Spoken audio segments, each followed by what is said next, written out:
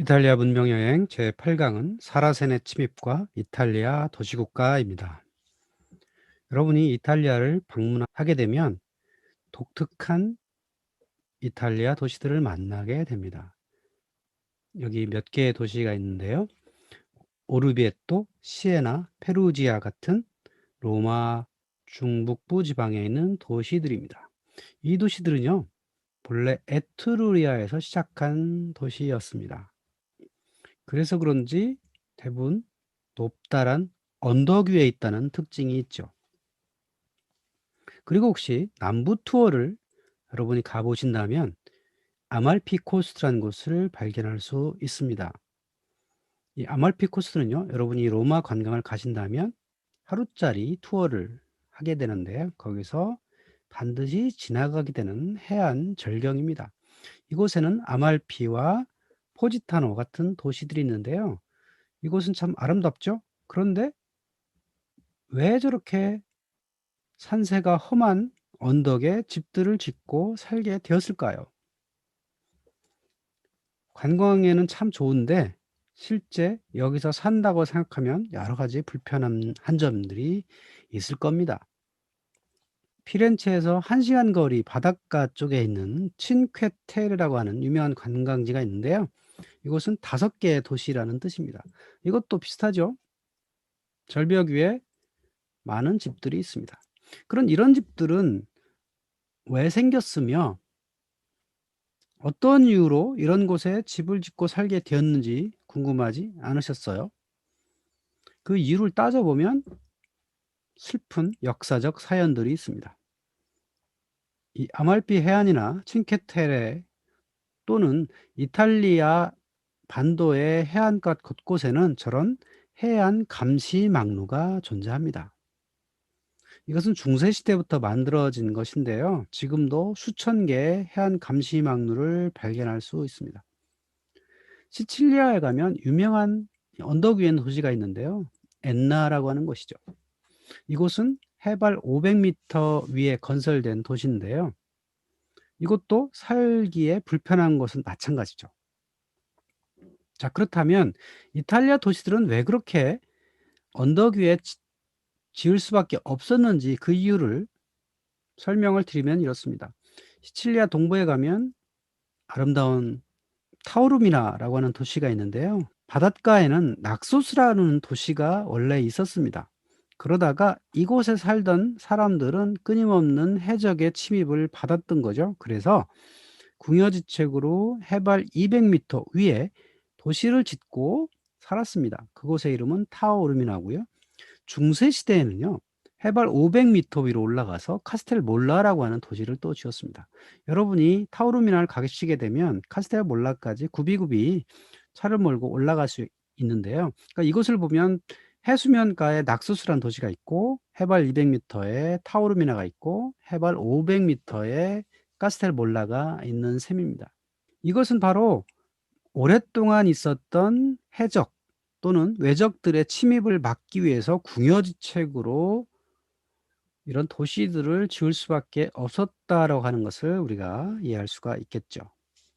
그러니까 로마 중북부에 있는 오르비에토나 페루지아나 시에나 또는 뭐 이거 말고도 여러 도시들이 있어요. 이런 도시들은 고대부터 그 지역에 들끓던 도시들을 막기 위해서였던 거고요. 해안가에 건설된 많은 도시들은 중세에 탄생했던 이슬람의 영향 때문에 그렇습니다. 바로 7세기 지중해 동부에서 이슬람이 시작되었죠. 메카와 메디나를 중심으로 한 곳에서 무함마드라는 사람이 종교단체를 만들었고 그 이슬람은 엄청난 세력 확장을 하게 됩니다. 아라비아 반도를 통일하고 동쪽으로는 중앙아시아를 그들의 영역으로 했고요. 서쪽으로는 북아프리카를 지나서 이베리아 반도까지 이슬람의 권역으로 만들게 됩니다. 이 시대 이후 지중해는 거의 이슬람의 강력한 세력권 하에 놓이게 되는 거죠.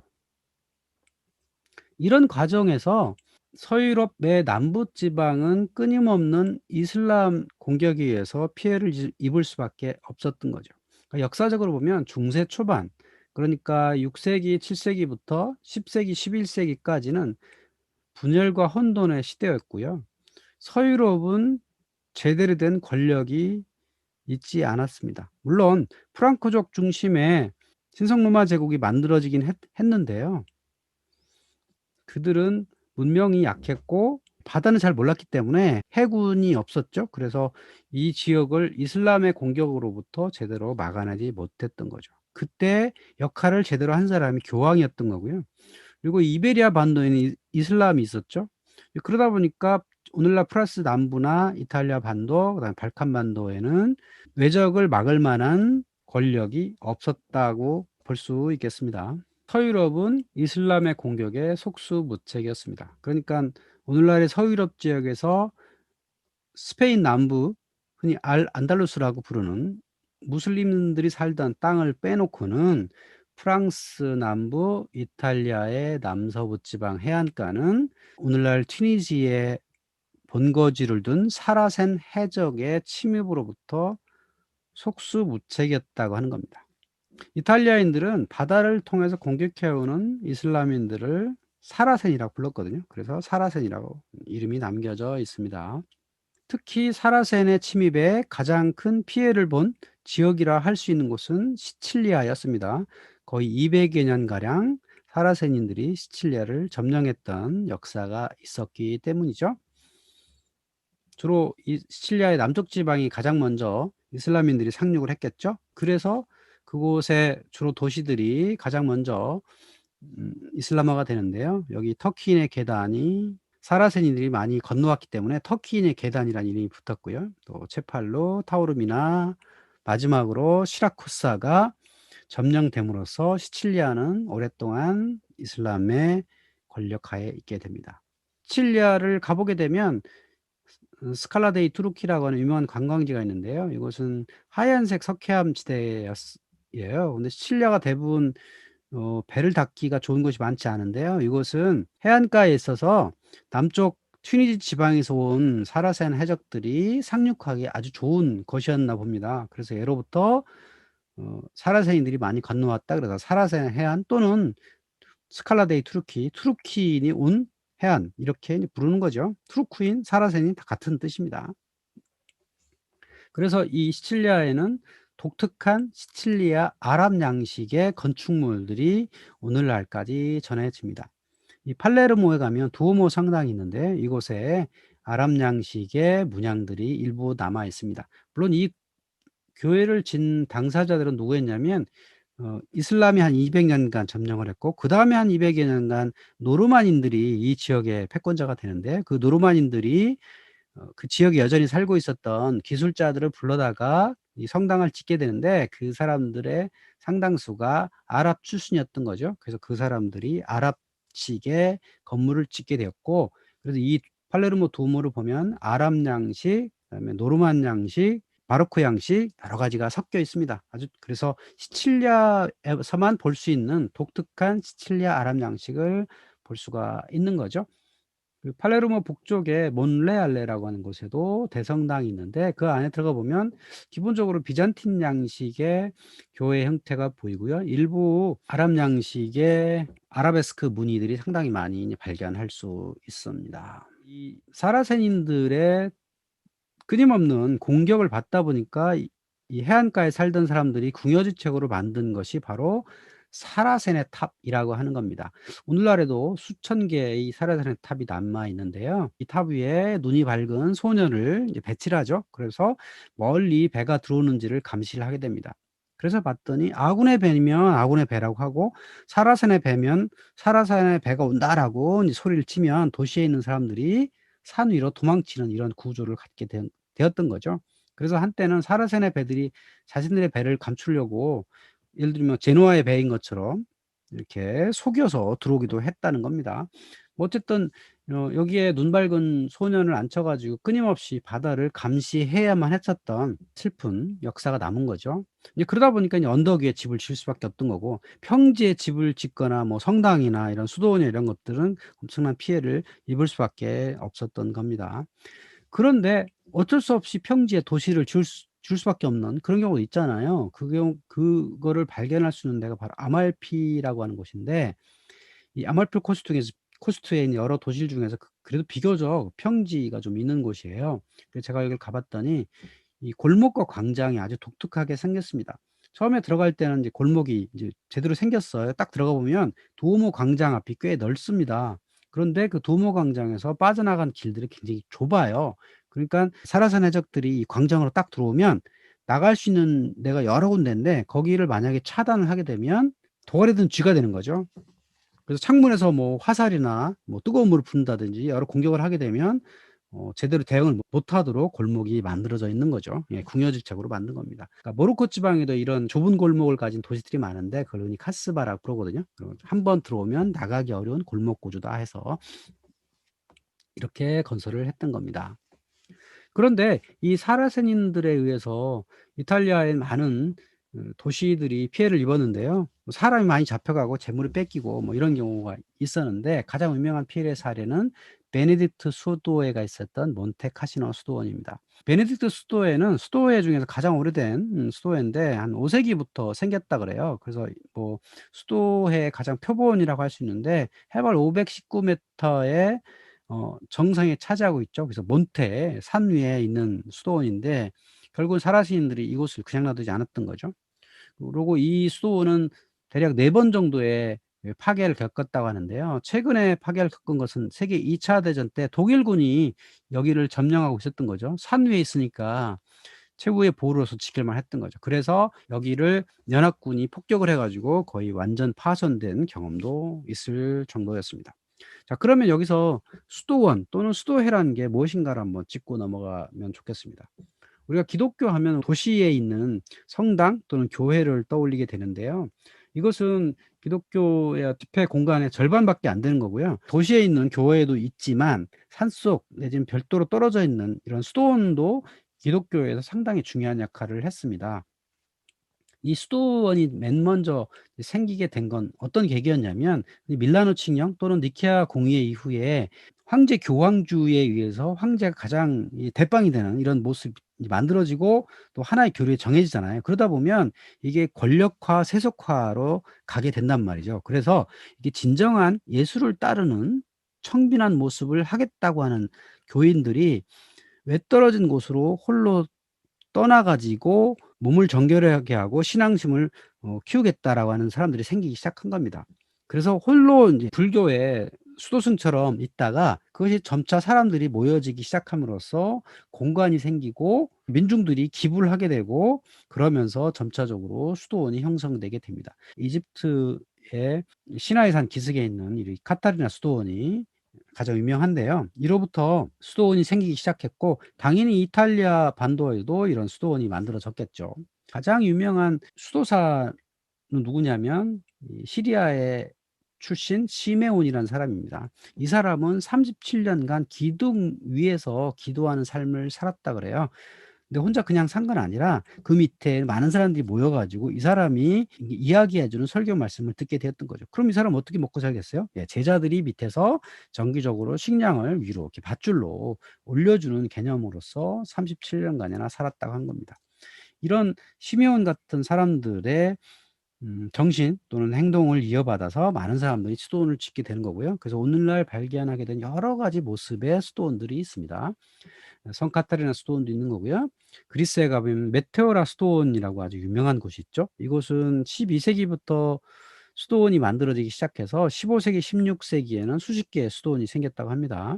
그러니까 절벽 위에 이런 외적들이 침입하지 못하도록 거의 뭐 계단도 없고 올라가기 힘든 곳에 만든 거죠. 이제 그럼으로써 자신들만의 공간을 유지할 수 있는 그런 수도원이었던 겁니다. 또 프랑스에도 몽쉘미셸 수도원이라고 있죠. 여기는 어쨌든 도시에 있는 게 아니니까 나중에 이 수도원에서 대학이라는 곳이 만들어지고 거의 중세나 근대 이후에 교육의 시발점이 된 곳이 수도원이라고 할 수 있습니다. 그 수도원에서 탄생한 것이 바로 수도회라고 할 수 있는데요. 베네딕트 수도회가 가장 원조라고 할 수 있고요. 가장 활성화된 된 데를 꼽으라면 어디 있냐면 도미니크 수도회와 프란치스코 수도회라고 들 수 있습니다.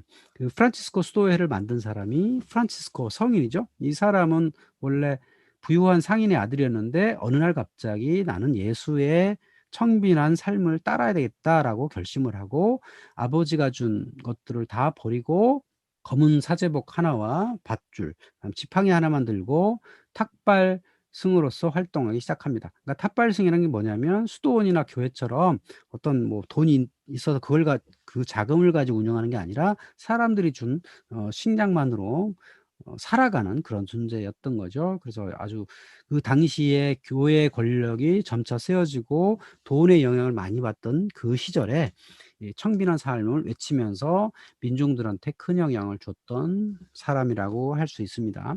오늘날 아시시에 가면 그의 기념 성당과 그의 무덤을 발견할 수 있습니다. 그 이후에도 꽤 많은 수도회들이 탄생을 하게 됩니다. 자, 11 세기, 12 세기로 지나가 보면 교황의 권력이 점차 강해져서 군주들보다 더 강력해지는 시대가 등장을 하는데요. 거기서 가장 유명한 사건이 카노사의 굴욕이라고 하는 역사적 사건으로 남아 있죠. 1076 년에 황제 하이니 4 세와 그레고리 7세 교황이 다투었던 그런 사건이죠. 그래서 하이니 4 세가 카노사 성에서 4일 동안이나 눈을 맞으면서 사죄했던 그런 사건이죠. 그러면 이 사건은 왜 발생을 했냐면 표면적 이유는 지역 주교 선임 서임권입니다. 지역에 따라서 주교는 왕이나 황제가 임명하고요. 때로는 주교는 교황의 일종의 부하인 셈이니까 교황이 임명하고 그렇게 했겠죠. 이탈리아 같은 경우에는 뭐 교황이 더 강력하면 교황이 임명하는 거고, 문제는 독일 지역에 있는 주교를 누가 임명을 할 것이냐 이거죠. 그렇다면 이 독일 황제였던 하이니 4 세는 '내가 임명해야 되는 거 아니냐.' 이렇게 주장을 했겠죠.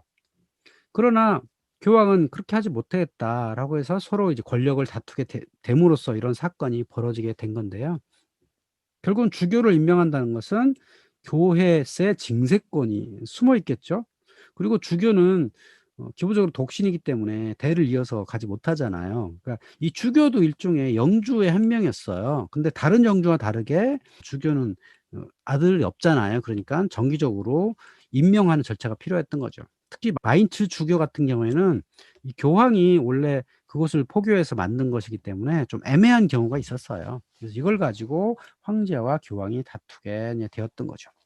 결국은 이 사건을 통해서 교황이 더 강력했다고 하는 결과로 등장을 하게 되고 12 세기에 가면 교황의 권력이 황제를 압도하는 이런 시대로 이어지게 됩니다. 그런 교황 권력이 가장 강력했던 어 이유는 뭐였냐면 이 연옥이라고 하는 교리가 생겼기 때문입니다.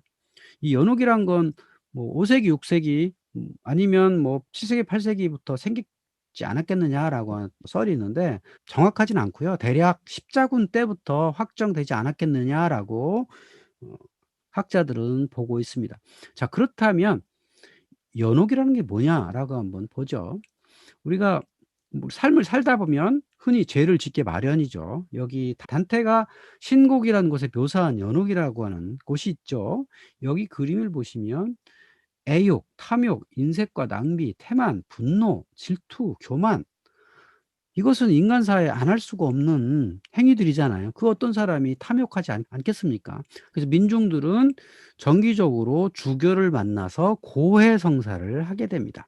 그러면 죄를 이제 면하게 되겠죠. 죄를 면한다 그래서 그게 벌이 없어지는 건 아니라고 하는 이야기를 만들어냅니다. 그 벌은 바로 연옥이라는 공간에서 겪어야 된다라고 자연스럽게 카톨릭에서 만들어지게 된 겁니다. 그러면 그 연옥에서 벌을 받는 대신에 이 벌을 없앨 수 있는 좋은 방법이 있어요. 고해성사를 한 다음에 이제 사제가 이렇게 얘기하죠. "그럼 금식을 하라." 이제 그 죄의 인제 정도에 따라서 "금식만으로 해결할 수 있다." 또는 "고행을 해라." 그리고 "순례를 떠나라." 아니면 "기부를 해라." 이런 이야기를 권면을 했겠죠. 그래서 많은 그 민중들이 금식을 하고 정기적으로 고행을 하고 로마로 순례를 떠나고 때로는 예루살렘은 순례를 떠나고 그렇지 않고 이런 시간 여유가 없다 그러면 교회에 많은 돈을 기부를 해 가지고 교회가 세울 수 있도록 이런 일들이 많이 벌어졌던 거죠. 근데 거기에 때로는 금식하기도 어렵고 순례하기도 어렵다. 그럼 그거에 대신에 면벌부라는 거를 구입하는 걸로 이런 고행 금식 순례를 대신하기도 했습니다. 이때 생겨난 것이 바로 면벌부인데요. 우리는 흔히 면죄부라는 거 알고 계시지만 정확한 용어는 면벌부입니다. 죄는 사죄와 그리스도만이 사할 수 있기 때문에 죄가 사해진다 해서 벌이 없어지는 건 아니다 하는 겁니다. 그래서 연옥에서 치러야 할 벌 또는 순례 대신에 벌을 없애는 좋은 방법이 바로 면벌부를 구입하는 겁니다. 그럼으로써 연옥에서 벌이 탕감되는 거죠. 근데 이 연옥이란 교리가 생김으로써 교황과 사제의 권위를 높이는 데 상당히 많이 기여를 했습니다. 자, 이 연옥이란 것이 확정되게 된 가장 중요한 사건이 바로 십자군 원정입니다. 자, 앞서서 지중해 남부에서 출발한 수없이 많은 이슬람 해적들이 사라산 해적들이 이탈리아 남부와 프랑스 남부 지방을 엄청나게 많이 이제 피해를 입혔는데요. 그런 여러 가지 사건을 기독교 세력은 반격하고 싶죠. 또 교황의 권력이 이 강력해지는 사건, 이슬람이 이 점령하고 있는 예루살렘을 해방시키고자 하는 목적, 뭐 여러 가지 이런 목적이 겹쳐 가지고 십자군이 인제 등장을 하게 되죠. 1095년 동로마 황제 알렉시우스 1 세가 교황 우르바누 2 세한테 군사 원조를 요청하면서 이런 십자군이 시작이 되었는데요. 교황은 되게 좋은 기회라고 생각한 거죠. 자신의 권위를 좀 더 높일 수 있는 방안, 예루살렘을 회복한다는 명분도 있는 거고, 그래서 "신이 부르신다."라고 하는 외침을 통해서 이 십자군이 생기게 되었는데요. 그러면 십자군에 참가한 사람들한테는 어떤 이득이 있느냐? 가장 좋은 건 영적인 이득이죠. 바로 연옥에서 벌을 모두 면제한다고 하는 그런 선언을 통해서 영적인 이득이 있었던 거고요. 또 십자군에 참가하면 어쨌든 전쟁을 떠나는 거니까 전쟁에 이기게 되면 전리품이게 되잖아요. 그러니까 주로 프랑스 기사들이 많이 출전을 했는데 프랑스 기사들 입장에서는 전쟁에 나가면 물론 죽을 수도 있지만 한몫 챙길 수 있는 부자가 될 수 있는 좋은 기회이기도 했기 때문에 자발적으로 십자가에 참가한 사람들이 많이 있었습니다. 근데 이 십자군 전쟁은요. 1 차에는 꽤 성공을 거뒀는데 2 차부터 7 차까지는 큰 성과가 없는 그런 전쟁이었다고니 볼 수가 있겠습니다. 자, 그런데 이 십자군으로 인해서 생겨난 중요한 일들이 있었어요. 바로 이탈리아 도시국가들이 만들어지기 시작한 겁니다. 특히 해안가에 있는 도시국가들이 뭔가 깨어나기 시작하죠. 왜? 십자군 전쟁을 하려면 초기에는 물론 육로를 거쳐서 군사들이 갔지만 전쟁이 끝난 이후에 뭐 부상자들 이 사람들은 다시 서유럽으로 돌아와야 되는데 그들이 육로로 갈 수는 없거든요. 그러니까 그 당시에 그 레반트 지역에 확보됐던 항구를 이용해서 배를 타고 프랑스로 돌아가는 일들이 있었던 거죠. 그럼 누구 배를 타냐? 바로 이탈리아 도시국가에 제공한 배를 타고 가게 되는 거죠. 그리고 이 전쟁이 있게 되면 자연스럽게 군비를 조달해야 되고 뭐 여러 가지 이동이 있게 되죠. 그래서 그런 것들의 역할을 담당한 이탈리아 도시들이 생겨났던 겁니다. 이때 등장한 도시들이 아말피, 제노바, 피사, 베네치아, 안코나, 놀리, 가에타 이런 도시들이었죠. 오늘날 이탈리아 해군기는 요렇게 생겼어요. 베니스, 제노바, 피사, 아말피의 문장을 합한 요런 걸로 생겼는데요.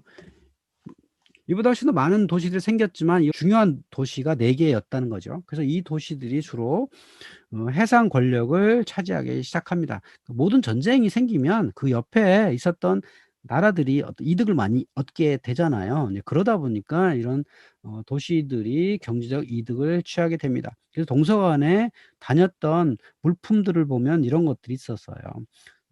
서쪽에서 동쪽으로는 군인, 유리, 목재, 모직물, 호박 같은 것들이 교육이 이루어졌던 거고요. 동쪽에 있는 레반트 도시들에서는 향신료, 면직물, 중국에서 온 비단, 도자기 같은 것들이 유럽으로 전해지게 된 거고요. 또 크림반도 같은 데서도 이스탄불을 거쳐서 이 아랍 지역으로 베네치아 상인들이 많이 다녔는데 이때 많이 거래된 것이 노예 같은 것들이 있겠죠. 결국 이렇게 해서 이탈리아 도시국가들이 점차 등장을 함으로써 이 중세 후반이 되면 새로운 시대가 열리는데 그것을 흔히 르네상스라고 부르죠. 이탈리아 르네상스는 그러면 어떻게 생기느냐? 이 십자군 전쟁부터 시작한 동방과의 교역으로 인한 부가 생기죠. 그래서 도시들이 이제 깨어나기 시작한 거고, 또 하나 중요한 요인은 이베리아 반도에 있었던 알 안달루스 이 지역에서 학문이 들어오기 시작합니다. 이 알 안달루스는 이슬람 사람들이 고대에 헬라어로 기록된 많은 서적들 또는 라틴어로 기록됐던 것들을 아랍어로 번역된 책들이 이베리아 반도에 있었던 거죠. 그러니까 이슬람인들이 이베리아 남부를 점유하면서 이곳에는 종교적 관영이 많이 있었습니다. 그래서 아랍 지식인들이 많이 있었는데, 그들이 함께 살고 있었던 기독교인 라틴어를 쓰는 사람과 교류하면서 그들한테 고대 지식들을 전해주는 중요한 계기를 하게 된 거죠. 그래서 여기서 번역된 많은 책들이, 많은 지식들이 가까운 이탈리아 북부로 전해지게 된 거고, 그래서 거기서 뭔가 학문 연구가 이루어지게 된 거고, 또 하나 요인은 동로마 제국이 멸망을 하면서 그쪽에 있었던 많은 학자들이 고대부터 내려오던 책들을 가지고 이탈리아로 오게 된 거예요. 그래서 그것들이 또 이탈리아 문예 부흥에 큰 기여를 했죠. 결국은 여기서 창조성의 3요소를 발견할 수 있습니다. 이탈리아 르네상스가 새로운 예술, 학문 이것들이 발전할 수 있는 가장 중요한 것은 뭐였냐면, 첫 번째는 지식이었다는 거죠. 그러니까 중세를 흔히 교회가 지배하는 암흑 시대라고 부르는데요. 그런 이유가 충분하죠. 오로지 신만이 지배했던 이런 사회였는데, 이 고대에 있었던 지식들이 여러 가지 경로로 들어오면서 사람들이 깨어나기 시작한 거고요. 또 중요한 것은 학문이나 예술이 발달을 하려면 돈이 있어야 되는데, 동서간의 교육을 통해서 많은 자본을 가진 상인들이 깨어났다고 하는 것. 또 하나 빼놓을 수 없는 이유는 경쟁이라고 하는 겁니다. 이탈리아 남부 지방에는 나폴리 왕국이라고 하는 하나의 이 국가 정체가 생겼지만, 이 중북부 지방에는 여러 도시들이 치열하게 경쟁을 했습니다. 그리고 상인들 집안 간에 경쟁을 했고, 제노바와 베네치아가 치열하게 경쟁을 했고, 피렌체와 피사가 치열하게 싸웠습니다. 자, 그걸 통해서 경쟁 도시보다 나은 것들을 만들게 노력을 했다는 거죠. 그래서 여기 창조성의 3요소는 지식, 자본, 경쟁이라고 할 수 있는데, 이 3요소가 이탈리아 중북부 지방에 도입됨으로써 새로운 시대가 열린다라고 말씀드릴 수 있겠는데요. 이 시대를 바로 르네상스라고 흔히 불립니다. 자, 오늘은 여기까지 하겠습니다. 다음 시간에 뵙겠습니다.